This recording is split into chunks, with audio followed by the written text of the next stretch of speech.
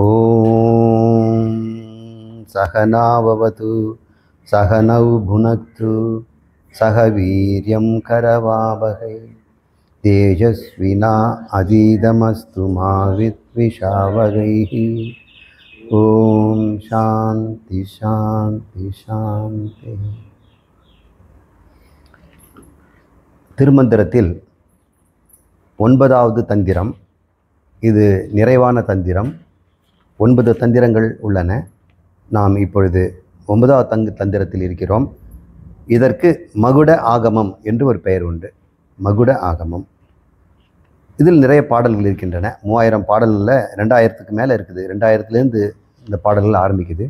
நாம் இப்பொழுது ஒரு 4 பாடல்களை இன்றைக்கும் நாளைக்கு இன்னொரு 4 பாடல்கள் செய்து திருமந்திரத்தை நிறைவு செய்யலாம்.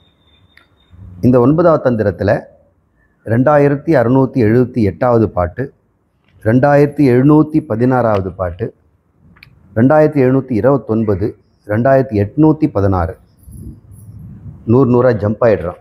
இருந்தாலும் இது ரத்தனங்கள் போலவும் அனைத்து சாராம்சமும் உள்ளடக்கியதாக இருக்கிறதுனால அந்த மந்திரங்களை நாம் தேர்வு செய்கிறோம்.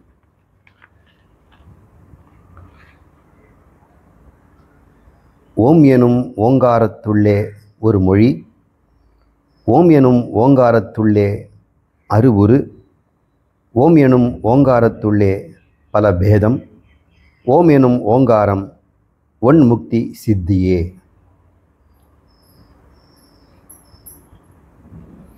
இந்த ஓம் என்பதை 4 வரிகளிலே அழகாக நமக்கு சொல்கிறார். ஓம் என்ற சப்தம் ஒரு அட்சரம், அதனால் ஏகாட்சரின்னு பேர். என்ன 2 இருக்குது, ஓ இம் அப்படின்னு சொல்லலாம். வடமொழி சாஸ்திரப்படி எழுத்துக்களுக்கு அட்சரம்னு பேர். ஆ ஆ இ இ அப்படின்னு சொல்கிறதுல ஒவ்வொன்றும் ஒரு அட்சரம். ஆ ஒரு அட்சரம், ஆவன்னா ஒரு அட்சரம், ஈ ஒரு அட்சரம். அதனால தான் அட்சராபியம், அட்சராபியாசம் அப்படின்னு நம்ம சொல்கிறோம். சரஸ்வதி பூஜை அன்னைக்கு அட்சர அபியாசம், பயிற்சி. அபியாசம்னா பயிற்சி, எழுத்து பயிற்சி ஆரம்பிக்கிறாங்க. எழுத்துன்னு தமிழில் சொல்கிறோம். எண்ணும் எழுத்தும் கண்ணென தகும்னு சொல்கிறோம். அது எழுத்து. எண்ணுங்கிறது 1 2 3 அல்லது இலக்கணம்னு அர்த்தம். எண்மனார் அப்படின்னா இலக்கணம்னு சொல்லுவாள். எண்கள் இலக்கண புலவர்களுக்கு எண்மனார் அப்படின்னு பேர். நம்ம எண்ணுங்கிறது 1 2 3ன்னு எடுத்துக்கலாம். கணக்கும் வேணும், மொழியும் வேணும். அதுவும் எழுத்து, இதுவும் எழுத்து. மேத்தமெட்டிக்ஸுக்குன்னு எழுத்துக்கள் இருக்குது. 1 2 3 4ன்னு எழுத்துக்கள். ப்ளஸ்ஸு மைனஸு, மல்டிப்ளிகேஷன், டிவிஷன், கூட்டல், கழித்தல், பெருக்கல், வகுத்தல். இது இல்லாமல் double bracket, single bracket, dollar, star, இது மாதிரி இந்த சிம்பிள்லாம் கூட நம்ம யூஸ் பண்ணுறோம். அந்த மொழி நமக்கு தெரியாது. மேத்ஸ் படித்தவன் அந்த மொழியை படித்து பார்க்குறான். அவனுக்கு 1000 விளக்கம் வருது. நமக்கு அந்த எழுத்துக்களை பார்த்தோம்னா ஒரு மொழியும் தெரியல. அது மேத்தமெட்டிக்கல் சிம்பாலிக் லாங்குவேஜ். நம்ம அது லிங்குவிஸ்டிக் லாங்குவேஜ், பேச்சு மொழியை நம்ம சப்தமாக கொடுத்துருக்குறோம். ஓம் என்பது 2 அட்சரங்கள் இருப்பது போல தெரியுது. சமஸ்கிருத இலக்கணப்படி இந்த ஒற்றெழுத்துக்கள்னு சொல்லக்கூடிய மெய்யெழுத்துக்களுக்கு மாத்திரை கிடையாது, அதுக்கு அளவு கிடையாது. இம் இக் அப்படின்னா அதுக்கு அளவு இல்லை. ஆனால் ஆ இ அப்படின்னா அது ஒரு மாத்திரை, ஒரு மாத்திரை, ஒரு மாத்திரை. அதனால் ஒரு அட்சரம்னு கணக்கு. இம்காரத்தை அட்சரம் கணக்கில் எடுத்துக்க மாட்டோம்.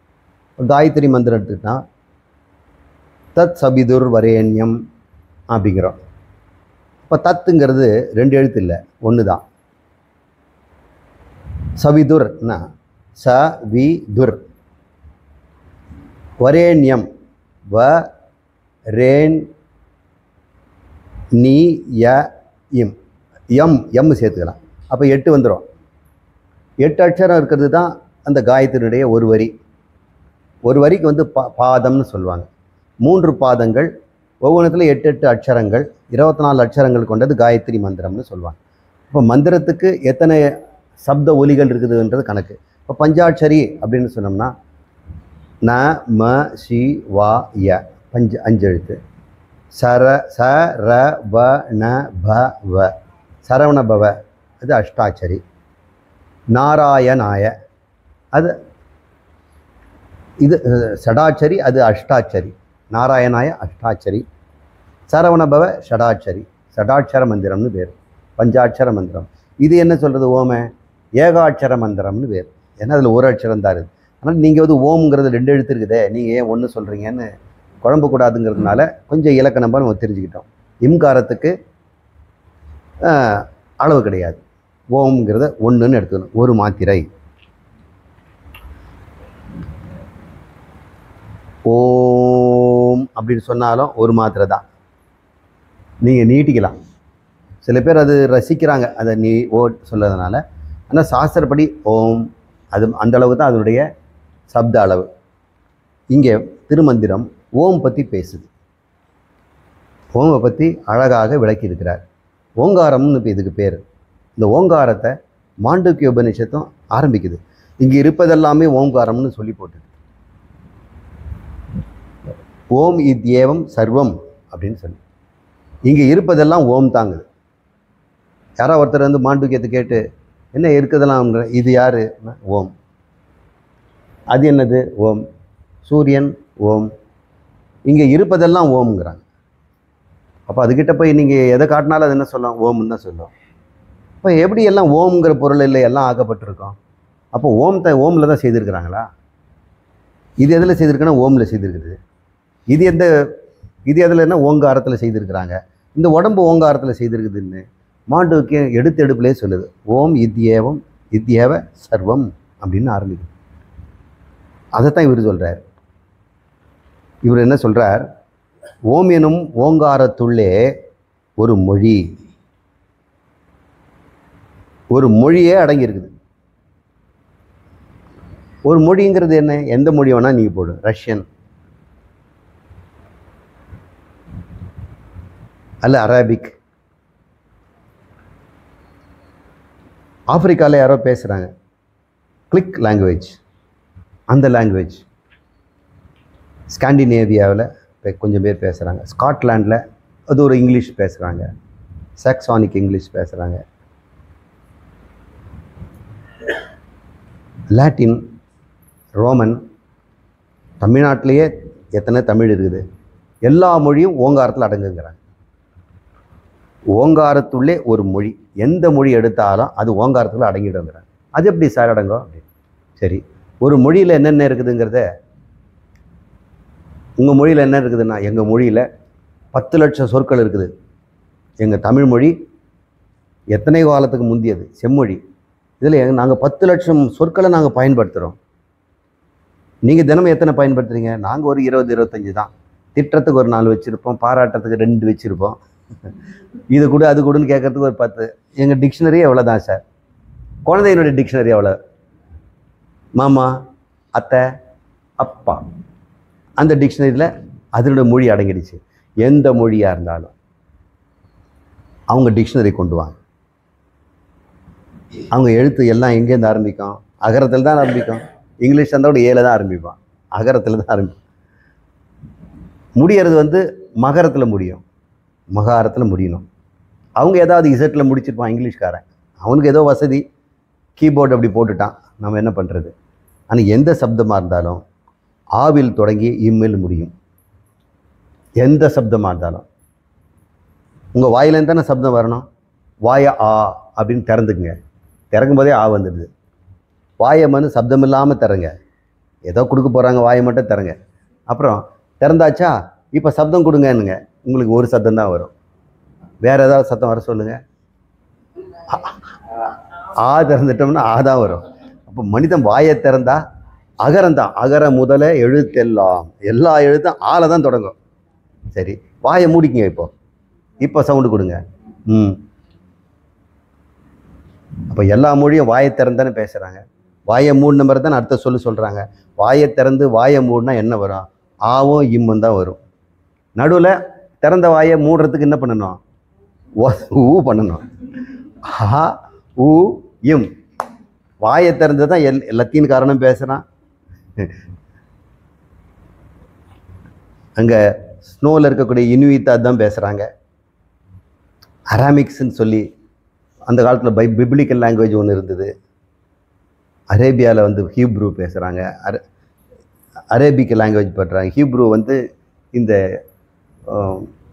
அந்த பழைய பழைய ஏற்பாடெல்லாம் பேசிகிட்டு இருந்தாங்களே, அவங்கெல்லாம் பேசுகிற மொழிகளெல்லாம் இன்னும் கூட இருக்குது. அதெல்லாம் சமஸ்கிருத மொழி, தமிழ் மொழி எல்லாமே வாயை திறந்து வாயை மூடினா தான் சப்தம் வரும். அந்த சப்தங்கள் ஆ ஊ இம்ல முடிஞ்சு போச்சா, ஆ ஊ எம் ஒன்றா சேர்த்து போடுங்க, ஓம். ஆவும் ஊவும் ஒன்றா சேர்ந்தா ஓ ஆகும். இம்மு தான் அக்ஷரமே இல்லைல்ல, அவர் கணக்கில் எடுத்துக்க முடியாது, அவரை நம்ம போட்டுக்கிறோம். அந்த ஓம் அதுக்குள்ளே எல்லா மொழியும் அடங்குது. டிக்ஷனரியில் எடுத்து நீங்கள் பாருங்கள், எல்லா சொற்களும் எங்கள் சொற்கள்லாம் ஓமில் அடங்காது சார்னா. எப்படிப்பா வாயை திறந்து வாயை மூடுறதுக்குள்ளே தானே மொழி வரணும். உங்களுக்கு அப்புறம் இதை எங்கே போட்டு காது வழியாக பேசுவியா? வாய் வழியாக நீ பேசுனீன்னா அது ஓம்குள்ளே தான் இருந்தாகணும். எங்ககிட்ட வந்து ழாங்கிற எழுத்து உங்களுக்கெல்லாம் இல்லை அப்படின்னு. எப்படி இருந்தாலும் அது ஆலேருந்து இம்முக்குள்ளே தான் இருந்தாகணும். ஆவும் இம்முக்கு நடுவில் நீங்கள் நாக்கை எப்படி வேணா போட்டுக்க, எத்தனை எங்கே வேணா பண்ணுங்க, அதெல்லாம் கணக்கில் நீங்கள் வச்சுக்க, அது எப்படி வேணா பண்ணிக்கலாம். ஆனால் ஓங்காரத்துக்குள்ளே வந்துடுச்சா இல்லையா? ஆவுக்கும் எம்முக்கு வெளியே இருந்து ஏதாவது ஒன்று சவுண்டு கொடுக்க முடியுமா? அதெல்லாம் முடியாது. எனவே ஓங்காரம் இந்த உலகத்தில் இருக்கிற எல்லா மொழிக்கும் தாய்மொழி. வாயுடவன் பேசினா அது ஓம் அதாக இருக்க முடியும். இந்த ஓம் சப்தம் போட்டு சொல்லணும் அப்போ தான் அப்படின்னு நினச்சிக்க வேண்டாம். நீங்கள் மனசுக்குள்ளே பேசலாமே, அப்போ ஒரு மொழி இருக்குது இல்லை, அந்த மனமொழி. அங்கேயும் ஆலேருந்து இம்மு தான் இருக்கும். அங்கே வாயை நீங்கள் திறக்காமலே பேசுகிறீங்க, வாயை மூடிட்டு மனப்பாடம் பண்ணுறீங்க அகர முதல எழுத்தெல்லாம். அப்போது நீங்கள் வாய் திறக்கலையே. ஏன்னா வாயை திறந்து பேசுனது தான் மனசில் போய் பதிஞ்சிருக்கு. இப்போ வாய்மொழி தான் மனமொழியாக மாறுது. இப்போ வாய்மொழி தான் மனமொழிக்கு ஆதாரம். சரி, ஏன் இந்த ஓங்காரத்துக்குள்ளே எல்லா மொழியும் அடங்கிடுச்சுங்கிறாங்க இல்லையா? சரி, அடுத்த லெவலுக்கு வருவோம். ஓங்காரத்துள்ளே உரு அரு அப்படின்னு சொல்ல, உருவமும் அதுதான், அருவமும் அதுதான் அப்படின்னு சொல்லுவோம். இப்போது நாம் ஒரு அருவை எப்படின்னு புரிஞ்சுக்குவோம். இந்த உலகத்தில் இருக்கக்கூடிய பொருள் எல்லாம் ஆராய்ச்சி பண்ணி பார்ப்போமா? எனக்கு ஒரு பூ கிடைக்குமா?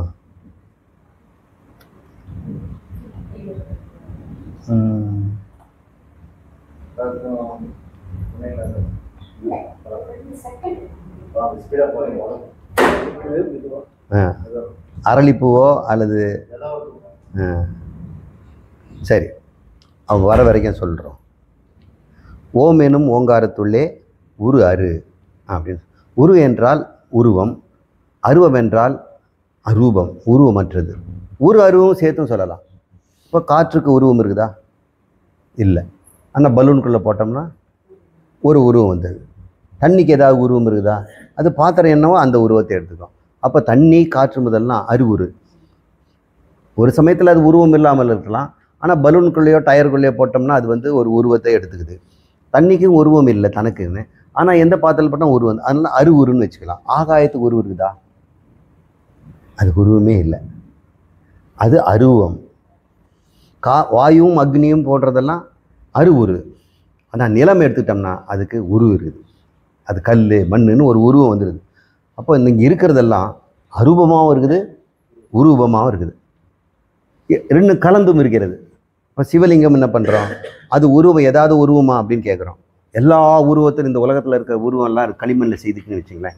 மனித பொம்மை, கொரில்லா, அப்போ ஒட்டக சிவிங்கி, யானை, மண்புழு, பாம்பு, இதெல்லாம் களிமண்ணில் செய்திருக்குங்க.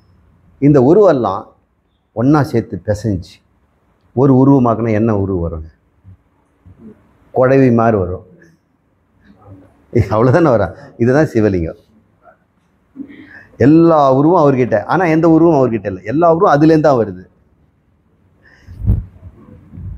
அதனால் நம்ம சிவலிங்கம் வந்து உருவம்னு சொல்ல முடியாது, அருவம், அருவுரு.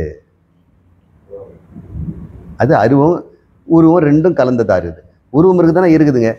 எந்த உருவம்னு கேட்டால் அதெல்லாம் எந்த உருவம்னு சொல்ல முடியாது, எல்லா உருவமும் உள்ளடக்கியது. அதனால் அது அருவம் அப்படின்னு இந்த லிங்கத்துக்கு அது மாதிரி உருவத்தை சொல்கிறோம். இப்போது ஓங்காரத்துக்குள்ளே உருவருன்னா இந்த பஞ்சபூதம் தானே இந்த உலகத்துக்கெல்லாம் காரணம். அது அத்தனையும் என்னாச்சு? இப்போ அருவுருக்குள்ளே அடங்கிடுச்சு இல்லையா? இந்த அருவுருவெல்லாம் யார்? இது எப்படி ஓங்காரம்ங்கிறீங்க? ஓங்காரத்துக்கு அருவுருன்னு சொல்கிறீங்களே, ஓங்காரத்துக்கும் அருவுருக்கும் என்னென்ன? ஓங்காரங்கிறது ஒரு மொழின்னு சொல்லியிருக்கிறார். இப்போ நம்ம மொழியை பற்றி ஆரம்பிப்போம்.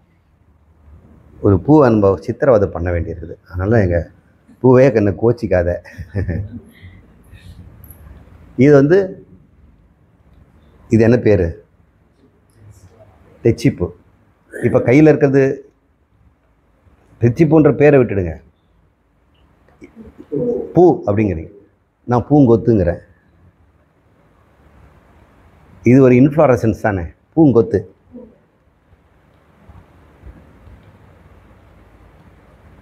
இது பூ, இதெல்லாம் பூ தான். பூங்கொத்துன்னு எதாவது காட்டுங்க. மொத்தமாக சேர்த்தா தான் பூங்கொத்து. அப்போ மொத்தமாக சேர்த்தும் போது தான் பூங்கொத்து இருக்குது. பிரிச்சுட்டா பூங்கொத்து இல்லை. இல்லைங்கிறீங்க, கையில் வச்சிட்டு இருக்கிறேன்னு. இந்த பூ, இது பூ. இப்போ பூ காணா போக போகுது பாருங்க.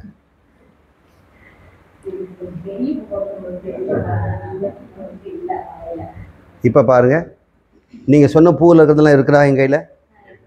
ஏதாவது ஒன்று மிஸ்ஸிங்கா? பூ மிஸ்ஸிங். பூவில் இருக்கிற எல்லா பொருளும் இருக்குது, ஆனால் பூ இல்லைங்கிறீங்க. அப்போ பூங்கிறது இருக்குதா எப்பவுமே? பூ எப்பவுமே இருக்கிறதா இருந்ததுன்னா இப்பவும் இருக்கணும். ஏன்னா பூவில் இருக்க பொருளெல்லாம் இங்கே இருக்குது. 5 நிமிஷத்துக்கு முன்னாடி நீங்கள் பூ இருக்குதுன்னு சொன்னீங்க, இருக்குது நீங்கள். அதையே நான் பிரித்து போட்டேன், பூ இல்லைங்கிறீங்க. இப்போ இது உருவா அருவா? இந்த பூ உருவமா அருவமா? உங்களுக்கு சொல்ல முடியல. நீங்கள் ஏதோ ஒன்று சேர்த்து வச்சா நீங்களே ஒரு பேர் சொல்லிடுறீங்க. அப்புறம் என்ன பார்த்தா அந்த பேருக்கு அந்த பொருள் இருக்குதானே காணுங்க. எங்கே போச்சு? அதே பொருள் தானே இங்கே இருக்குது. நாமத்தை காணும், அர்த்தம் இருக்குது, நாமத்தை காணும். இல்லை சார், அர்த்தம் மாறிடுச்சு சார். இந்த அர்த்தம் வேற, இந்த அர்த்தம் வேற. அர்த்தம்னா பொருள் இல்லைங்க, இதே பொருள் தான் இங்கே இருக்குது, அதே பார்ட்ஸ் தான் இங்கே இருக்குது. ஆனால் பூ எங்கே போச்சு? எங்கேருந்து வந்துச்சு அங்கே போச்சு. எங்கேருந்து வந்தது? உங்கள் புத்தியிலேருந்து. இங்கே இருக்கிற பொருளுக்கு பூன்னு ஒரு புத்தி ஒரு பேரை கொடுத்துச்சு, அதை பிரித்து போட்டோன்னே புத்தி அதை விட்டுடுச்சு. அப்போ பூங்கிறது எங்கேருந்து தோன்றுச்சு? புத்தியில் தோன்றுச்சு. எங்கே மறைஞ்சது? புத்தியில் மறைஞ்சிடுச்சு. இப்போ வேற ஒன்று தோன்றிடுச்சு புத்தியில். பூ இல்லை, இதழ்கள் இருக்கின்றன. இது இதழ்னு பேர் மாறிடுச்சு. இப்போ இதழையும் பிச்சு போடுறேன்னு வைங்க, இதழும் மறைஞ்சு போயிடும். இது தாவர திசு இருக்குதுன்னு சொல்லுவீங்க, டிஷ்யூ இருக்குதுன்னு சொல்லுவீங்க. அப்போ அந்த டிஷ்யூவை நான் பிளெண்டரில் போட்டு அடிச்சிட்டேன்னு வைங்க, இப்போ என்ன சொல்லுவீங்க? கூழ் இருக்குதுன்னு சொல்லுவீங்க. அதை காய வச்சுட்டேன், பவுடரும்பீங்க. என்னங்க பூ எங்கே பவுடர் ஆகி போச்சு? இப்போ ஒன்று பேரை சொல்கிறீங்க, அடுத்த நிமிஷம் அது இல்லைங்கிறீங்க. அப்போ எது தான் இருக்குது? மறைஞ்சதெல்லாம் என்னன்னு பாருங்கள். ரூபங்கள் மறைஞ்சிருச்சு, அதற்குண்டான நாமங்கள் மறையுது. நாம ரூபங்கள் தான். இப்போ இது பூங்கொத்துங்கிறது ஒரு நாம ரூபம். இந்த பூ என்ற நாம ரூபங்கள் சேர்ந்தாக வருது. சேர்ந்தால் இருக்கிறது, பிரிந்தால் மறைகிறது. அப்போ நான் சொல்கிறேன், சேர்ந்திருக்கும் போதும் இல்லைங்கிறேன். சேர்ந்திருக்கும் போது கூட இங்கே பூ இல்லை, உங்கள் கருத்தில் இருக்கிறது. இங்கே எப்பொழுதுமே உள்ள பொருள் தான் இருக்குது. உள்ள பொருளாக தான் இருந்துக்கிட்டு இருக்குது. ஆனால் நீங்கள் தான் பேரை மாற்றி மாற்றி மாற்றி வைக்கிறீங்க. நான் சொல்கிறது உங்களுக்கு புரிஞ்சிடுச்சா? அப்போது நாம ரூபங்கிறது உண்மையில் இருக்குதா? அது வெறும் கருத்து தான். சரிங்க, நாம ரூபம்லாம் கருத்துனா எதன் மீது வைத்த கருத்து? இதன் மீது வைக்கிறோம். இதன் மீது வைத்த கருத்து தான் பூங்கொத்து, பூ, இதழ், மலர் எல்லாமே. அப்போது எதன் மீதோ வைத்த கருத்துக்கள் தானே இந்த பிரபஞ்சம். இந்த பிரபஞ்சத்தில் இருக்கிறது எல்லாமே ஆகாயம், மண்ணுங்கள்லாம் ரூபம் தானே. அதுக்கு வச்சுருக்க நாமம் தோண உங்களுடைய கருத்துக்கள் தானே. நீங்கள் கருதுவது எதன் மீது? எதை நீங்கள் இப்படி கருதுறீங்க? ஏதோ ஒரு ஆதார பொருள் இருக்குது. அந்த ஆதார பொருள்கள் இவ்வளவாக கருதப்படுகிறது. கருத்தை விட்டுட்டா ஆதார பொருள் மட்டும்தானே இருக்கும். இப்போ நீங்கள் பூங்கொத்துங்கிற கருத்தை விட்டுடுறீங்க. இங்கே இது பிரிக்கும் போது பூங்க கருத்தை விடுறீங்க, வேற ஒரு கருத்து வருது. இப்போ ஒரு கருத்தை விட்டு இன்னொரு கருத்து போறீங்க, இன்னொரு கருத்து. அனைத்து கருத்தையும் கருதலை விட்டால், கருதுதல் எல்லாம் புத்தியிலேருந்து உண்டாகுது. புத்தி அடங்கிடுச்சுன்னா, புத்தி கருதவில்லை என்றால் இங்கே என்ன இருக்கும்? எதன் மீது கருத்தை செலுத்தினோமோ அது பேர் அத்தியாசம்னு வேறு. நம்ம கருத்தை எதன் மீதோ செலுத்தி இருக்கிறோம், அந்த செலுத்தப்பட்ட பொருள் எது? அதான் ஓங்காரம். அதில் ஆ ஊயுங்கிற சப்தம் இருக்குது, அதுவும் கருத்து தான். இந்த ஓங்காரமும் சப்தம் தான், அதுவும் ஆ ஊயும் சேர்ந்தாதான் இருக்குது. ஆ ஊயும் பிரிஞ்சுதுன்னா ஓங்காரமும் காணும். இப்படி தான் இந்த பிரபஞ்சம் இருக்குது அப்படின்னு. ஓங்காரம் தான் இதம் ஏவம் சர்வம், ஓங்காரம் இத்யேவ சர்வம் அப்படின்னு மாண்டவிக்கம் சொல்லுது. இப்போ புரிஞ்சுக்கிட்டீங்களா? ஓம்ங்கிற சப்தத்துக்குள்ளே தானே நாமரூபம் இருக்குது. நீங்கள் எந்த நாமத்தை சொன்னாலும் பூ என்பது எங்கே? ஆ இமுக்குள்ளே தானே இருக்குது. பூங்கொத்துங்கிறது எங்கே இருக்குது? ஆ இமுக்குள்ளே தானே இருக்குது. எல்லா சப்தங்களும் ஆ இமுக்குள்ளே தானே அடங்கும், ஓங்காரத்துக்குள்ளே தானே அடங்கும். அப்போ பிரபஞ்சத்தில் நீங்கள் வச்சது எல்லாமே எதுக்கு? எல்லாத்துக்கும் ரூபம் இருக்குது, நாம வச்சுருக்கிறோம். ஆனால் நீங்கள் சொல்கிறீங்க அது பிரித்தா நாம ரூபம் போயிடுதுங்கிறீங்க.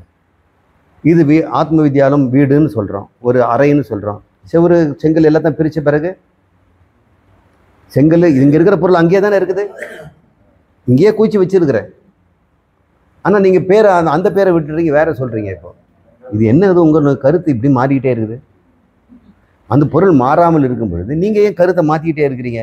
இது சார் எங்கள் வேலை, நாங்கள் தான் சிருஷ்டி பண்ணுறோம்.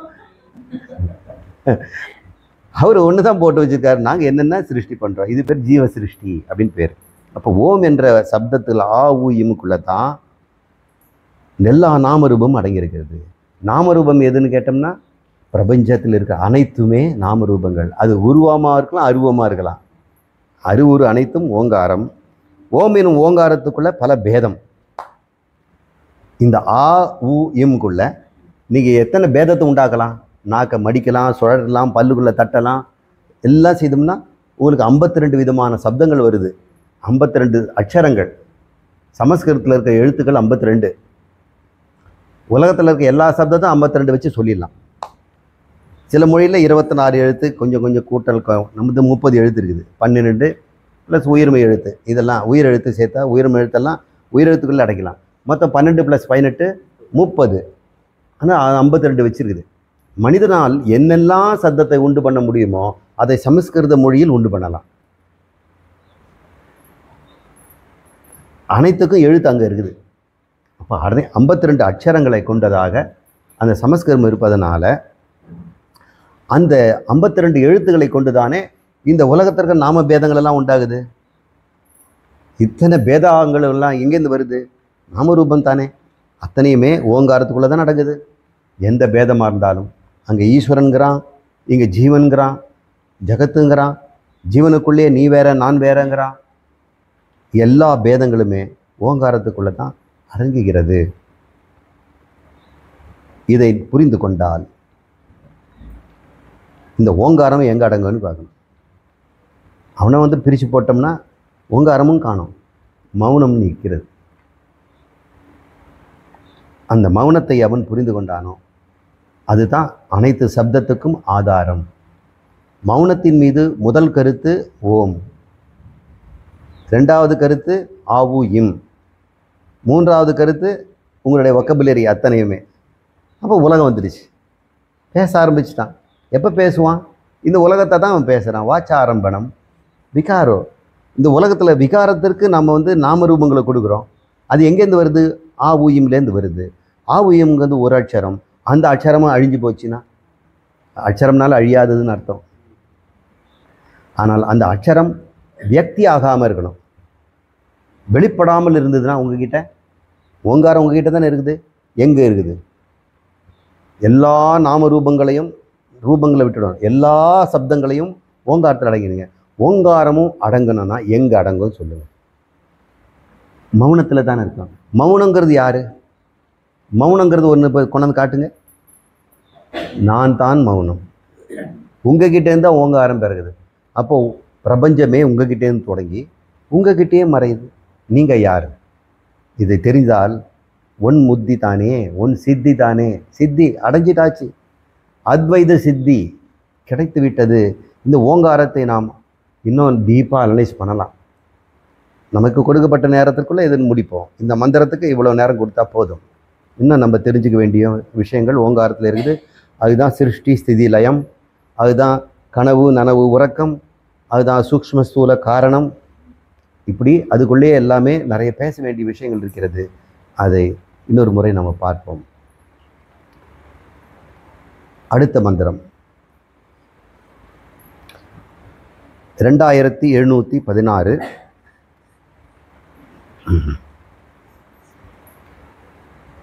இதை சூக்ஷ்ம பஞ்சாட்சரம் அப்படின்னு சொல்கிறாங்க. பஞ்சாட்சரம் அப்படின்னா நமக சிவாய. இந்த நமக சிவாய என்பதை நம்ம விரித்து நம்ம பேசலாம். சிருஷ்டி ஸ்திதி லயம் திரோதனம் அனுக்கிரகம் அப்படின்னு 5ஆக பிரிச்சிடலாம். இறைவனுடைய தொழில் 5: படைத்தல், காத்தல், அழித்தல், மறைத்தல், அருளல்.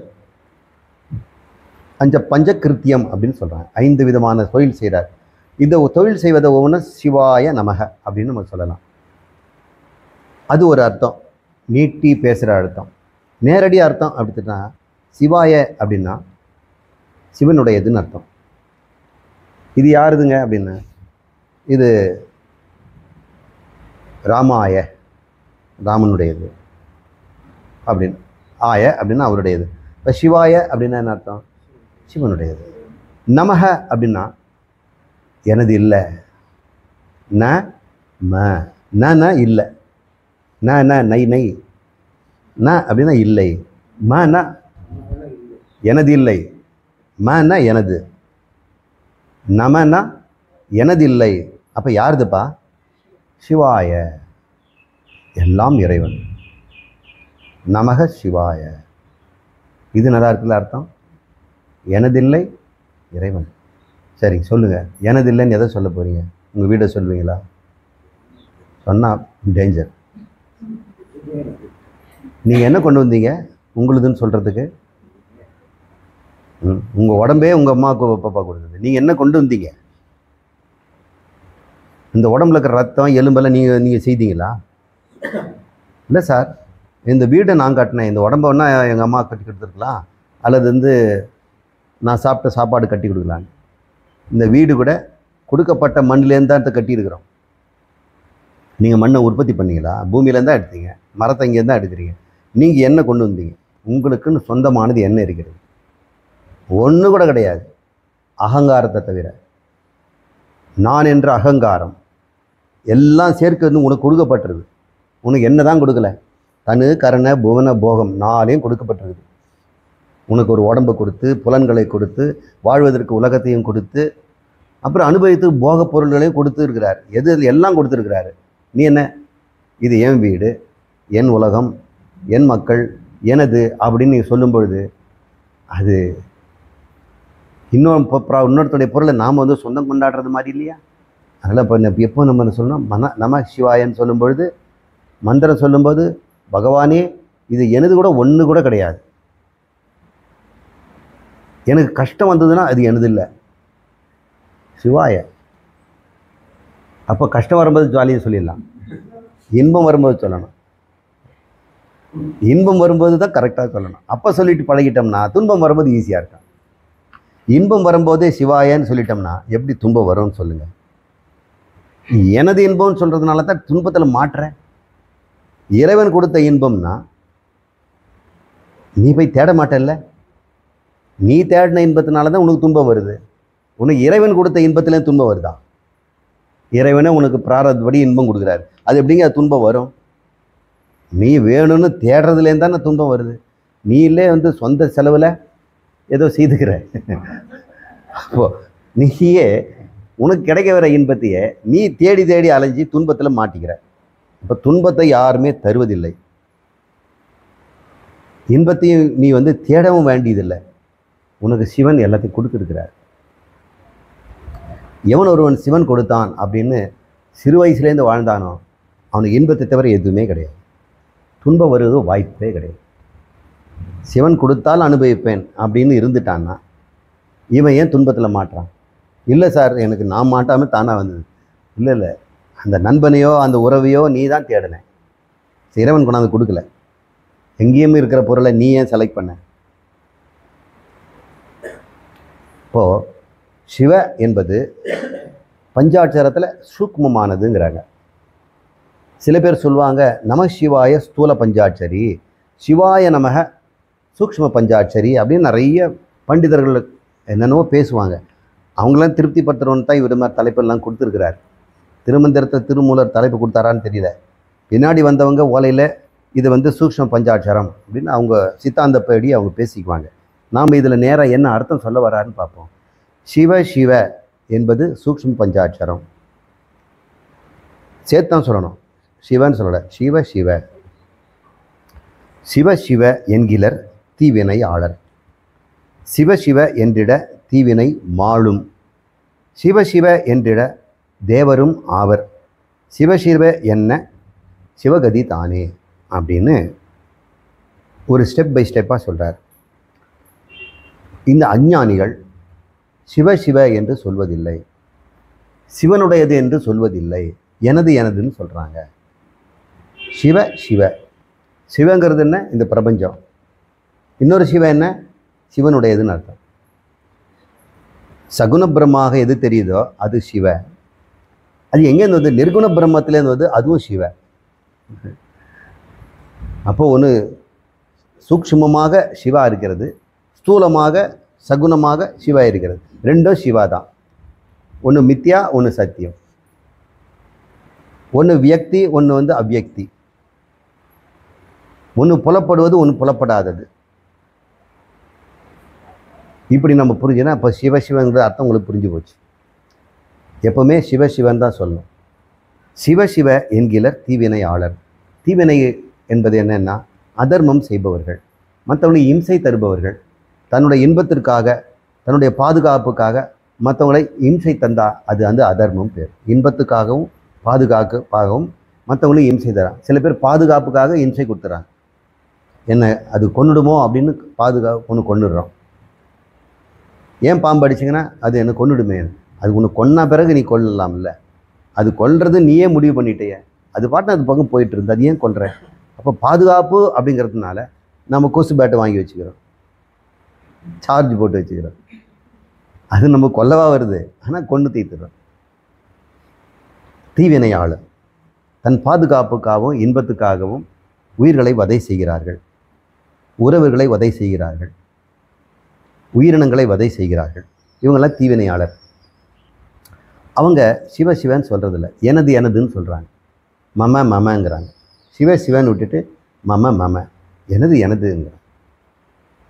ஏன்னா ஒரு சில பேர் எனது இல்லை எனது இல்லைங்கிறாங்க, மம மேன்னு சொல்கிறதில்ல, சிவ சிவங்கிறாங்க. அவங்க என்ன சொல்கிறாங்க? நம சிவாய. அது மம சிவாய என்னன்னு அர்த்தம்? நானே சிவன் ஆயிடுவேன். மம சிவாயன நானே சிவன், நம சிவாயன நான் இல்லை சிவனுடையது.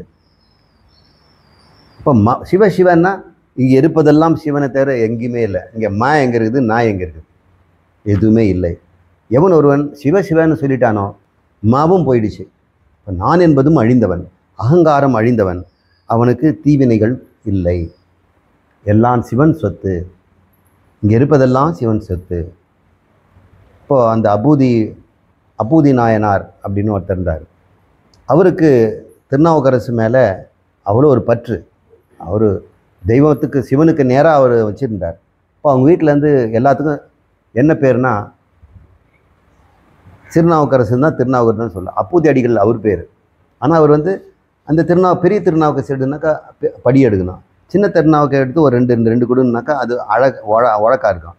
அவங்க வீட்டில் இருக்க ஆழாக்கு உழக்கு படி எல்லாத்துக்கும், பையனுக்கும் தம்பி எல்லாருக்கும் திருநாவுக்கரசு தான் பேர். அப்படி ஒரு எங்கே பார்த்தாலும் திருநாவுக்கரசு சிவஸ்வரூபமாக பார்க்குறான். எவன் ஒருவன் சிவஸ்வரூபமாக தன்னையும் எல்லாவற்றையும் பார்க்கிறானோ அவனுக்கு தீவினை எங்கே வரும்? அவனுடைய எல்லா தீவினையும் மாளும். சிவசிவ என்றிட தீவினை மாளும். இப்போ சிவசிவன்னு வெறும் சப்தம் மட்டும் கொடுத்தா பிரயோஜனம், உள்ள அர்த்தம் புரியணும். அந்த பிரம்மம் தான் சகுனமாக இங்கே உறவுகளாகவும் உலகங்களாகவும் உடலாகவும் மனமாகவும் புலன்களாகவும் அனைத்துமாக இருக்கிறது. ஓ, எல்லாம் சிவசிவ சிவசிவ சிவசிவ என்று சொல்லணும். எழுந்துக்கும் போது சிவசிவ, படுக்கும்போது சிவசிவ, சாப்பிடும்போது சிவசிவ, நெத்திக்கு எடுக்கும்போது சிவசிவ, ஆடை உடுத்தும் போது சிவசிவ, ஒருத்தர் வணங்கும் போது சிவசிவ, ஆசீர்வாதம் பண்ணும்போது சிவசிவ. அவனுக்கு தீவினையே கிடையாது. ஏன்னா ஒவ்வொரு சொல்லிலும் அவன் எல்லாம் சிவன் சொத்து. ஈசாவாசியம் இதகும் சர்வம், இங்கு இருப்பதெல்லாமே ஈஸ்வரனை தவிர ஒன்றொன்றும் இல்லை அப்படின்னு உபனிஷத் சொன்னதை அவன் சொல்கிறான். அப்போ சிலர் சிவசிவ என்றிட தேவரும் ஆவர். இவ்வாறு சிவசிவ என்று நான் இல்லை எல்லாம் சிவன் சொத்து என்று அறிந்தவர்கள் கடைசியில் சத்தியலோகத்தில் வாழ்கின்ற தேவர்களாக வாழ்கிறார்கள். அவர்களுக்கு கிரம முக்தி கிடைக்கிறது. படிப்படியாக கிரமம் கல்ப முடிவில் பிரம்மாவோடு சேர்த்து அவர்களும் ஜீவத்துவத்தை விட்டு சிவமாகவே மாறிடுவார்கள். அது வரைக்கும் தெய்வமாக இருப்பார்கள். அவர் சிவசிவ என்று தேவர்கள் ஆனார்கள். ஆனால் இங்கே ஒருத்தர் இருக்கிறான், சாதாரண மனுஷன். அவன் சிவசிவ என்ன, தன்னை சிவமாகவே என்ன, சிவகதி தானே, அவன் சிவனாகி ஆகிவிட்டான். அவ்வளோதான். ஸ்டெப் பை ஸ்டெப்பாக சொல்கிறார். தீவினையிலேருந்து நல்வினைக்கு வாங்க, கர்மயோகத்துக்கு, கர்மயோகத்துலேருந்து உபாசனைக்கு வாங்க, அதுக்கப்புறம் ஐக்கிய ஞானத்துக்கு வாங்க. இந்த மூன்றையும் சொல்லிட்டார். ஸ்டெப் பை ஸ்டெப்பாக அஞ்ஞானத்திலேருந்து கொஞ்சம் விசாரணைக்கு வாங்க, கர்மயோகத்துக்கு மன தூய்மை அடைந்து உபாசனையின் மூலம் பக்தி செய்து இறைவன் தன்மையை அடைந்து, அந்த முக்திங்கிறது கிரம முக்திங்கிறோம். அபேக்ஷிக மோட்சம்னு பேர். சாலோக சாமீப சாரூபம், இந்த மூன்றுமே ஏதோ ஒன்று அடையிறது.